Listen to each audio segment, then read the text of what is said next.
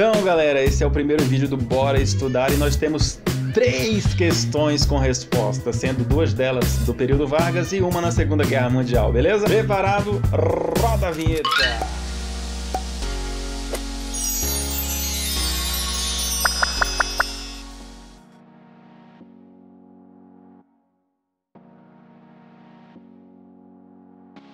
A figura de Getúlio Vargas como personagem histórica é bastante polêmica, devido à complexidade e à magnitude de suas ações como presidente do Brasil durante um longo período de 15 anos, que vai de 1930 a 1945.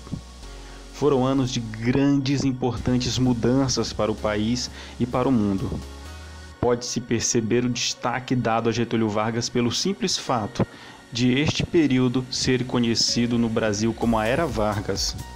Entretanto, Vargas não é visto de forma favorável por todos. Se muitos consideram como um fervoroso nacionalista, um progressista ativo e pai dos pobres, entre aspas, existem outros tantos que definem como ditador, oportunista, um intervencionista e amigo das elites. Considerando as colocações acima, responda assinalando a alternativa correta.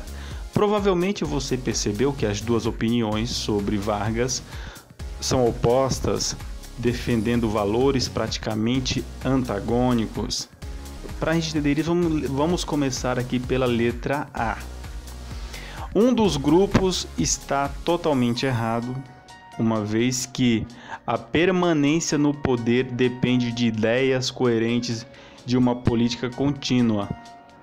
Essa primeira aqui nós podemos considerá-la como errada, porque não há de se dizer que as duas estão completamente erradas e que as duas ideias estão completamente certas, tá? Então, nenhum dos dois errou completamente. Letra B. O grupo que acusa Vargas de ser ditador está totalmente errado. Ele nunca teve uma orientação ideológica favorável aos regimes politicamente fechados e só tomou medidas duras forçado pelas circunstâncias.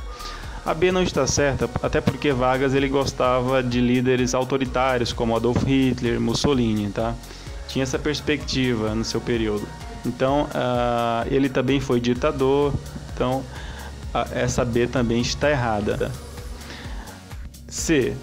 Os dois grupos estão certos, cada um mostra Vargas da forma que serve melhor aos seus interesses, pois ele foi um governante apático e fraco. Nossa, que isso?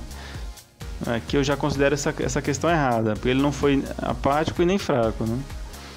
Continuando, uma verdadeira marionete nas mãos das elites da época. Também está... Gente, a gente não pode considerar dessa forma, né? O governo Vargas, nem fraco e nem apático. Ele também não era marionete, né? Ele jogava dos dois lados, mas também não poderia ser classificado dessa forma. Questão D. O grupo que defende Vargas como um autêntico nacionalista está totalmente enganado. Poucas medidas nacionalistas foram tomadas para iludir os brasileiros devido à política populista do varguismo, e ele fazia tudo para agradar os grupos estrangeiros. Bom, essa D aqui, ela parece aquele cara que, sabe, ele vota num partido e o outro é completamente errado, né? Aqui está totalmente parcial essa questão. Então ela está errada porque o Vargas, ele fez bastante coisa, empresas nacionais importantes como a própria criação da Petrobras, né, e usinas, a Telebrás, enfim, e outras grandes empresas estatais. Letra E. Os dois grupos estão errados por assumirem características parciais, tá vendo? Ó? E às vezes conjunturais, como sendo posturas definitivas e absolutas. Justamente, deu para perceber isso ao ler essas questões aí. Então, a letra E, ela está mais certa aqui, tá? É a que está correta.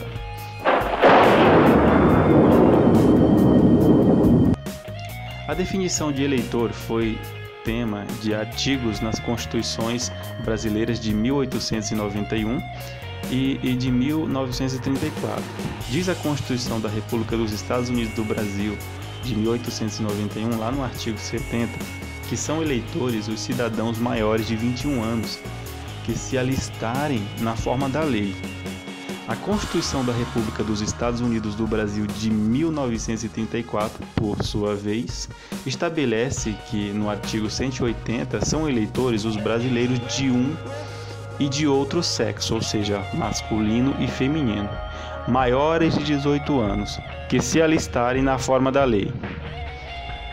Ao se comparar os dois artigos, no que diz respeito ao gênero dos eleitores, no gênero, olha só, a questão está dizendo gênero é o quê? Se é macho ou se é fêmea, né, gente?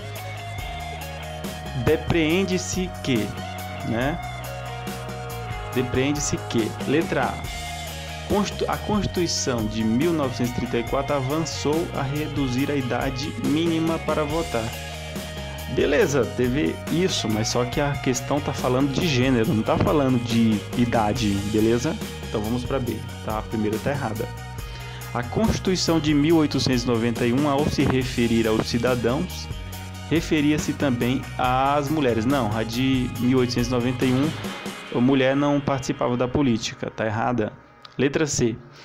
Os textos de ambas as cartas permitiam que qualquer cidadão fosse eleitor.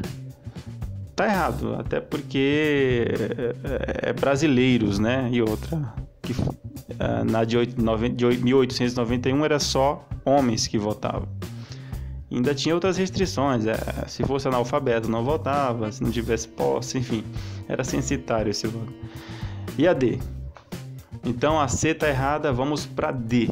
O texto da carta de 1891 já permitia o voto feminino. Não, está errado. Em 1891, mulher não participava da política. Letra E. A Constituição de 1891 considerava eleitores apenas indivíduos do sexo masculino. Muito bem, a questão E está certa. Eu aposto como você já tinha acertado. Vamos para a próxima.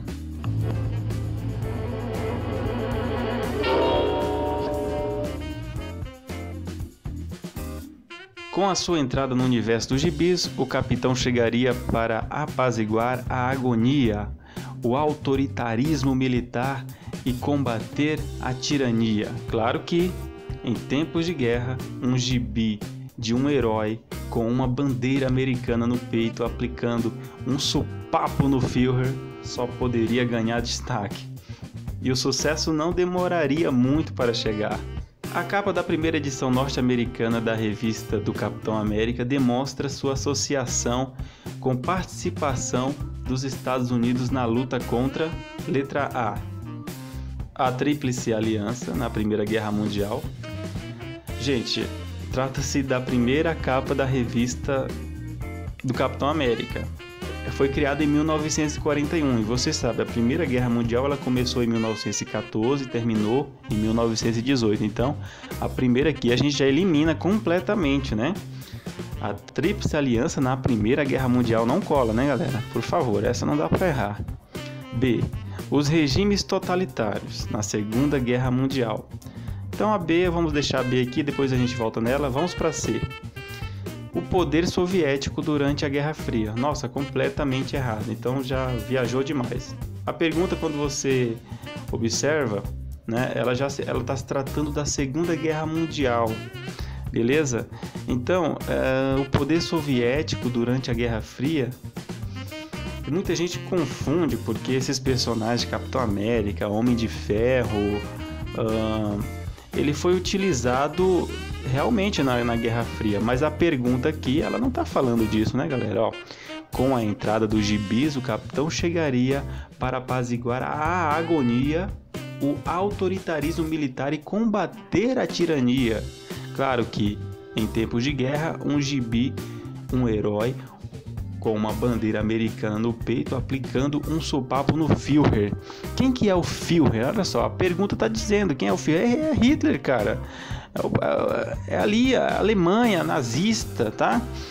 Então, não tem como você fugir disso e pular lá para a Guerra Fria ou voltar lá atrás, né, na Primeira Guerra Mundial. Então a gente descarta a letra A e a letra C. Questão D. O movimento comunista na Guerra do Vietnã. Tá errado, até porque a Guerra do Vietnã ela só vai ocorrer após a Segunda Guerra Mundial, a partir de 1955. Vai ser uma guerra que vai durar bastante, né? Até a década de 70. No entanto, não se trata disso. E letra E, o terrorismo internacional, após o 11 de setembro de 2001. Nossa, aqui até uma pessoa na quinta série, ela vai saber responder essa pergunta, vai saber que isso aqui está errado, né? O terrorismo internacional após o 11 de setembro também não é para tanto, né, meu querido?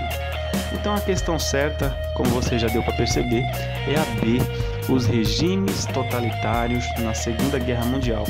Tá ok, galera?